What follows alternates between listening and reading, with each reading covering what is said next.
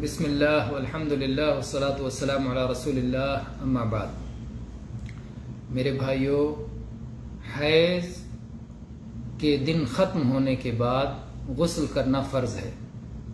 اللہ تعالیٰ کی یہ سنت ہے اس کائنات میں کہ حوا کی بیٹیوں کو مہینے میں چند دن حیض کا خون آتا ہے، جسے ماسک، کہیں مہینہ، کہیں ایام، کہیں MC، کہیں پیریڈ وغیرہ کہا جاتا ہے. تو جو مہینے میں چند دن طبعی خون آتا ہے، حیض کا خون آتا ہے، جب وہ خون آ کر بند ہو جائے تو اس صورت میں غسل کرنا ضروری ہے، فرض ہے، لازم ہے. آئیے اس سلسلے میں دیکھتے ہیں قرآن پاک میں اللہ تعالیٰ نے فرمایا سورہ بقرہ کی آیت نمبر 222 میں. اللہ تعالیٰ نے فرمایا وَيَسْأَلُونَكَ عَنِ الْمَحِيضِ قُلْ هُوَ أَذًى فَاعْتَزِلُوا النِّسَاءَ فِي الْمَحِيضِ وَلَا تَقْرَبُوهُنَّ حَتَّى يَطْهُرْنَ فَإِذَا تَطَهَّرْنَ فَأْتُوهُنَّ مِنْ حَيْثُ أَمَرَكُمُ اللَّهُ.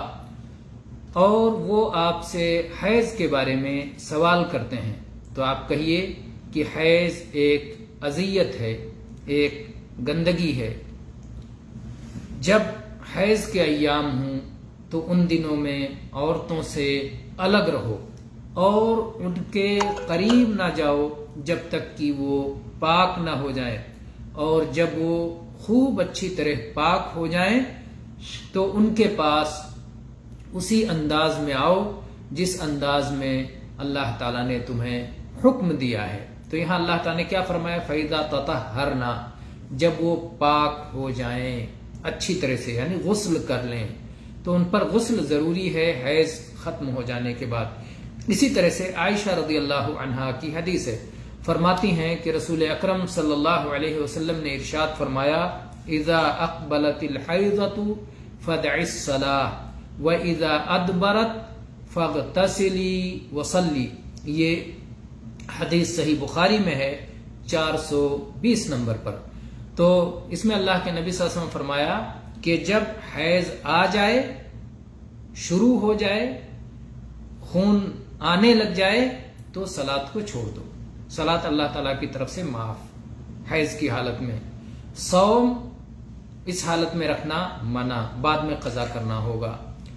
شوہر کا بیوی سے ہم بستری کرنا، وہ عمل جس کے نتیجے میں بچہ پیدا ہوتا ہے، وہ کرنا منع. تو آپ نے فرمایا کہ جب حیض آ جائے، شروع ہو جائے تو صلاۃ کو ترک کر دو، چھوڑ دو. وَإِذَا أَدْبَرَتْ فَاغْتَسِلِي وَصَلِّي. اور جب حیض ختم ہو جائے، حیض کا خون بند ہو جائے، حیض واپس چلا جائے تو پھر غسل کرو اور اس کے بعد صلاۃ ادا کرو. تو اس حالت میں، حیض کی حالت میں صلاۃ ادا نہیں کرنا ہے. اور حیض کے دن مکمل ہو جانے کے بعد MC اور پیریڈ اور ایام اور ماہواری کے دن مکمل ہو جانے کے بعد غسل کرنا ضروری ہے. غسل کریں اور اس کے بعد آپ صلاۃ ادا کریں، اور وہ چیزیں جو حیض کی حالت میں منع تھیں وہ سب دوبارہ غسل کے بعد جائز ہو جائیں گی. واللہ تعالی عالم والحمد للہ رب العالمین.